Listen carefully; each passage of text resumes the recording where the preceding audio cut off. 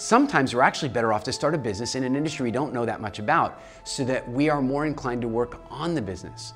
One day, a friend of mine, a film producer, called me and he said, "Would you like to come up to San Francisco and get a private tour of the Industrial Light and Magic Studios?" Now, if you don't know what that means, I'll just put it this way. It's the special effects studios for Lucasfilm, where Star Wars and Indiana Jones and so many of the most incredible movies were made. And when I got there, I found that my friend Gavin was helping the owners raise money. They were doing a number of pitches for potential investors and trying to raise money for the studio and for a bunch of 3D technology they were building.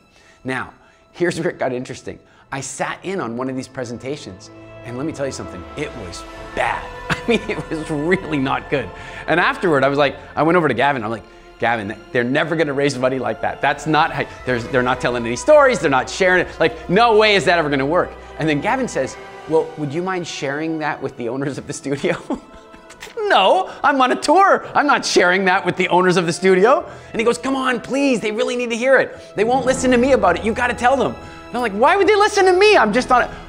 Cut to, suddenly I'm in a boardroom and there's the owners of the studio. And the next thing you know, I own a movie studio.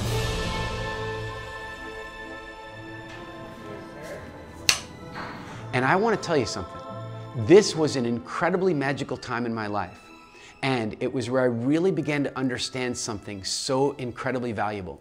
And that is that when you know a lot about what's happening inside your business, there's a temptation you face, and that is to do all of those things. Suddenly I found myself in a business where I knew very little about what happened inside the business. We were building models for Avatar and Pirates of the Caribbean. We were doing special effects shops, pyrotechnics. We were blowing stuff up. I didn't know much about that. And so I wasn't tempted to get involved. I focused on working on the business. And as a result of that, I ended up starting some really interesting businesses during that time using Hollywood tech. And one of those businesses went on to create life-saving medical simulation equipment for the US Army that won awards from Congress and the US Army. Why?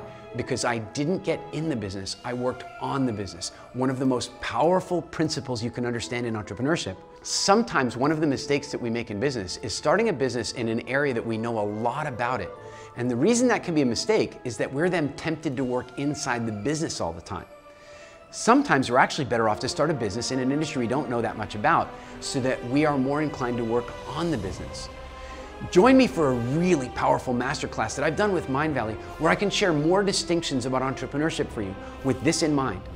As your business gets bigger, you should become more free.